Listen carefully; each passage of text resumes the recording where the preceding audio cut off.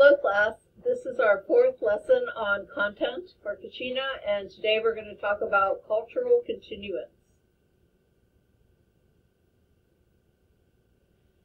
So first of all, we're going to talk about what is cultural continuance. It's when the meaning and the value of cultural practices are passed down from generation to generation.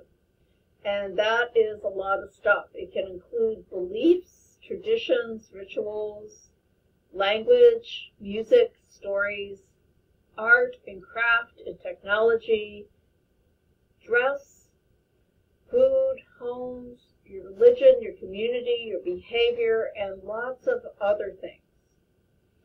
And then I have a kind of a quote over here from Perspectives on Cultural Continuance to keep in mind that stories aren't just entertainment, and don't be fooled. They're all we have, you see, all we have to fight off illness and death. They're more than survival, more than endurance or response. They have the power to make, remake, and unmake the world. So that seems very abstract, but think about it. The stories that you tell, or that you know, whether they're great big stories or whether they're just your private stories about your life, you have the power at any time by telling those stories to recreate your world, to make a new world, or to keep your truth. Okay? It's like the modern saying, nobody knows you online. You can recreate and present yourself as anybody that you want to be. And as our culture and our roles become more fluid, you have a wide range of options. But cultural continuance is important, and without it, cultures risk dying out. This can happen through a few different ways, and these are three of the biggest ways. The first one is genocide, which is where another group purposely wipes out a population and culture. If you think back to Crafts 1, when we did the Dreamcatcher, we talked about genocide in the Great Plains of Native Americans, where it wasn't just that they were killed during a battle, but the children that were not killed were taken away and put into Indian schools where they were given a new name. They could not speak their native language. They had to adopt a new religion, eat new food, wear different clothing. You know, everything from their culture was erased. And then people were put on the reservations where they could no longer live the way they've lived for centuries. And their beliefs were restricted, and dream catchers were outlawed, and all of those things. That's genocide, as much as the Holocaust that happened during World War II is genocide, or what happened in Rwanda, or anywhere else. Assimilation is where an existing culture is combined with another culture, and it results in the loss of original practices. And this is what happens most today with cultures, especially in the United States, because people move into this country, and I'll use myself as a primary example here. My grandparents immigrated from Great Britain, and by the time that I was born, we had lost our language. I can't speak Pavé, I can't speak Gaelic or Irish. Proper English was not their first language, but I wasn't taught that. We've lost some of their practices, a lot of their practices, and our family is totally seamlessly assimilated into just generic United States kind of culture. And that's what happens.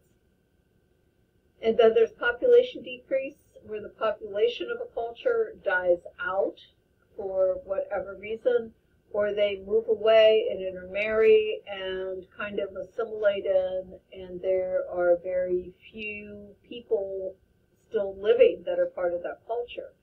And if you look over here at this map and this is based on the 2010 and 2016 census of how the percentage of indigenous people that live in these places in the United States and Canada.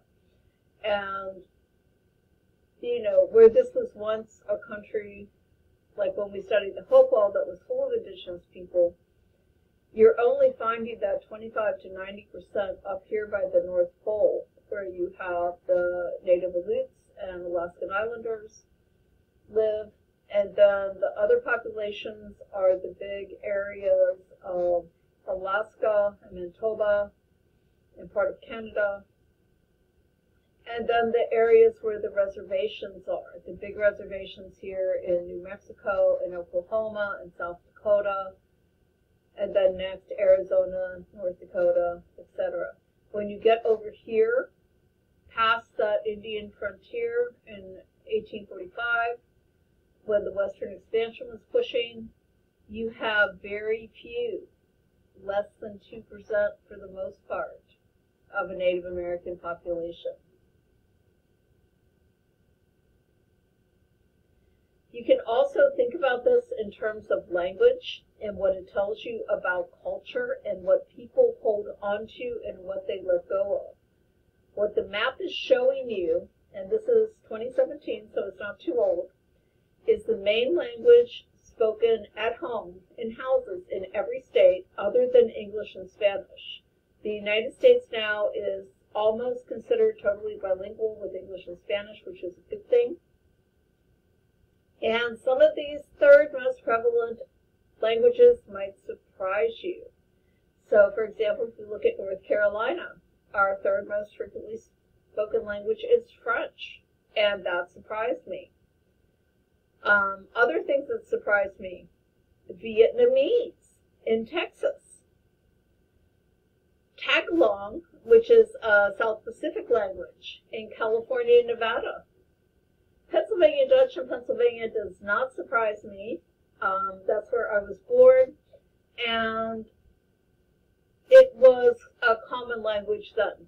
People spoke that, and the particular place where I was born, a lot of people spoke Eastern European languages too, like Slovakian.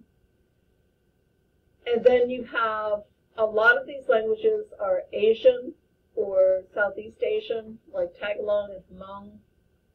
And then there's a lot of German speakers. And there are a few countries that are Arabic, states that are Arabic speakers, surprisingly Tennessee and West Virginia. I don't know why I'm laughing about West Virginia, I just am, it would not dawn on me. And then there are some that are predominantly African speakers, like Somali and Nepali. Okay? There are only 4 states that have Native American languages as the third most popular language. Think about why that is. Why are native languages not spoken? And those states would be, no surprise, South Dakota, New Mexico, Arizona, and Alaska.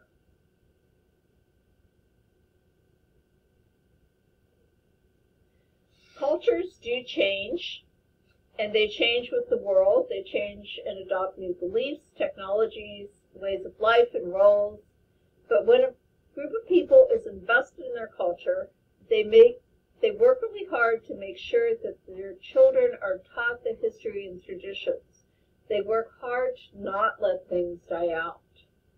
And this is my really favorite example of this. She is a champion of cultural continuance. This is Deb Holland, who is a member of the Laguna Pueblo in New Mexico. So she is a Pueblo Indian Hopi Zuni type. She is one of the first Native American women to become a state representative in Congress, and she is the first Native American ever to be the Secretary of the Interior. And that's super important because that is part in charge of America's land and resources. This is a photograph of her, and she does dress in contemporary, business clothing, but whenever she takes an oath of office, a lot of times she will wear her traditional clothing of the Pueblos and turquoise. One of the meanings of her native name is crushed turquoise. And she really promotes change in a good way with retention of cultural traditions. And then sometimes cultures become history because that happens. They can change significantly from the original and become historical ways of life that are only able to be studied by looking at their artifacts and other things they left behind, just like the Hopo culture that we studied before this.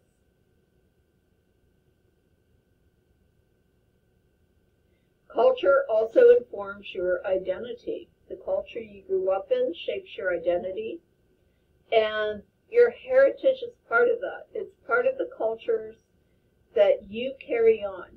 Your beliefs, traditions, foods, behaviors that you have learned from your family, from your ancestors, and the people around you. And as you get older, your identity changes. And a lot of times people become more interested in their heritage and want to learn more about it as they kind of start growing up and having children of their own. And then they teach their children by doing it, not just telling them about it, by actually doing things, and the culture continues. This is one of the current big cultural continuance activists. His name is James Jones. He's an Indigenous American TikTok influencer. He's from Canada. And on TikTok, he began the trend for showing Native American dances and teaching about Native American culture via social media, and teaching about what the dances are and why they do them, how, what does having long hair have to do with being a Native American as part of your identity, things about the food, things about what you have in your house, even the way you ride a horse. It's all kind of explained. And that's a way to teach both people that are part of that culture, and then to also teach other people to appreciate their culture and encourage them to share their own culture. And it creates this kind of a respectful dialogue about what people believe and how they live. Now, emergence is the story of the beginning. And this is found in all cultures across the world. And emergent stories could be the beginning of a world, such as climbing up to a new world through the Kiva, the way that Spider-Woman, helped them climb up and survive, going from world to world. The emergence could be the story of the beginning of a culture, or the beginning of a family, or the beginning of you. And emergence and continuance are links, because if you understand how something began, that's important to continuing. It works in a cycle instead of a straight line. And that's why origin stories are so important. They give you your first chapter teaching you about goals and lessons, including what to do or what not to do. And for your visual, I included this example of the Hopi dry farming. And on the left, you have a picture from the early 1900s of a Hopi dry farmer. And he is obviously wearing traditional clothes, what they wore, which is not much. He has on moccasins and kind of a loincloth, and it looks like he has a shirt wrapped around his waist. And he's got the hoe, and he's growing his corn in the desert. On the right here, you have a modern Hopi dry farmer who is wearing modern clothes, but he still has a hoe, and he's still growing corn in the desert using the same methods, because that's what works. So your assignment has to do with emergence continuance, and this is going to take some deep thinking. First, I want you to watch the resource video for the Hopi idea of emergence and continuance. It does not take very long, and it kind of explains how they view it. And then you are going to write two things, and you can write them in paragraphs or lists or whatever. So your first thing is emergence. Think about your origin story. This could be something based on your heritage altogether. It could be based on your family. It could be based on just you. How did you end up to be in Rocky Point? And see, that could be your starting point, and write it down. And then for the next part, think about continuance. Again, think about your personal family, your culture, your heritage, and traditions. What are 5 things that you think are important enough to pass on to your children, younger generation if you don't have children yourself? Remember, they could be good things or bad things, lessons learned. They can be intangible things like behaviors and beliefs, or they could be something like the recipe for the best chocolate chip cookies ever. So my example, and again, I'm using me as a reference for emergence. I was born during a snowstorm in the early morning, and I grew up constantly traveling between the west and east coast of the United States, and I grew up with both conservative and liberal influences. The east, where I lived in Pennsylvania, was very, very conservative, and the west, where I lived in California, which was right on the coast of California, Big Sur, where all the hippies were, was extremely liberal. I mean, they were as opposite as you could imagine. I was taught, though, from a very young age to be independent, to think for myself, and to take responsibility for my actions, good and bad. And those are kind of the keys to me being me. The first part about the snowstorm in the early morning was kind of a family joke about I was late for one thing, I was a surprise for another thing, and then I was so inconveniently born at 5 o'clock in the morning during a snowstorm where the fire department had to take my mother to the hospital. No lie, right?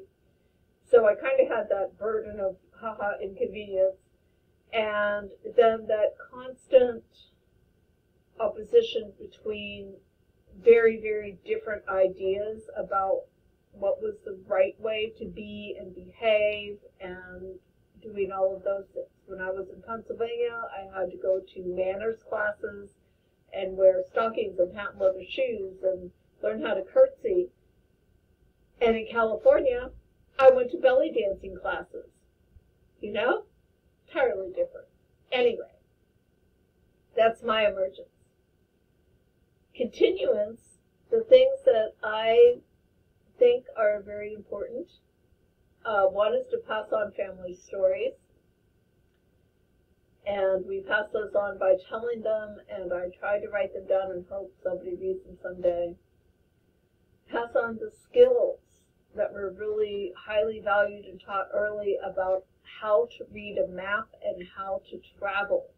Traveling just doesn't mean that you jump in the car and go. It certainly didn't mean that a long time ago, but it also includes planning and destinations and along the way and all sorts of things.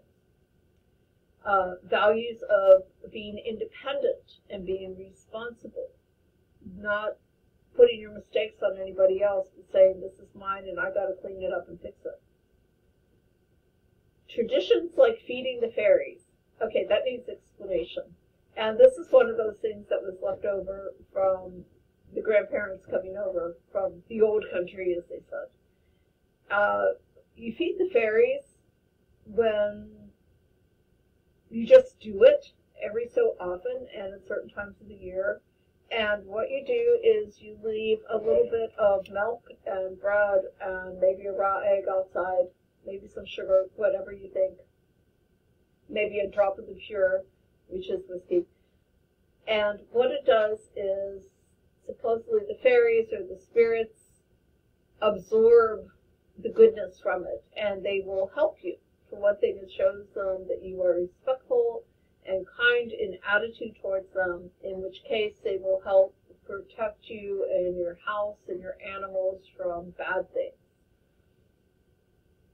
Anyway, that's what feeding the fairies is. And if you're interested, I'll tell you more. And also abilities like riding, and this is another thing left over from the old country, is that it was drilled into us that even though we were super non-wealthy, everybody in our family had better learn how to ride a horse and ride it well. And we all did, and we can still kind of ride even though we out of practice. Ability to cook, and that includes cooking over an open fire, again, another leftover. And art, making stuff, whether it's art with capital A or whether it's just making something out of nothing, figuring out how to do things. If you don't have the right tool, how can I put this together so it can work? Anyway, I kind of went on way beyond what I wrote there, but just sharing a little bit about myself and these important things. And as I get older, you're part of my story too. That's why I tell you guys stories all the time. I don't expect you to remember them. Or I count it lucky if 1 in 100 of the thousands of students I've taught remembers one of my stories and tells it to somebody else. And that's a good thing. Alrighty then.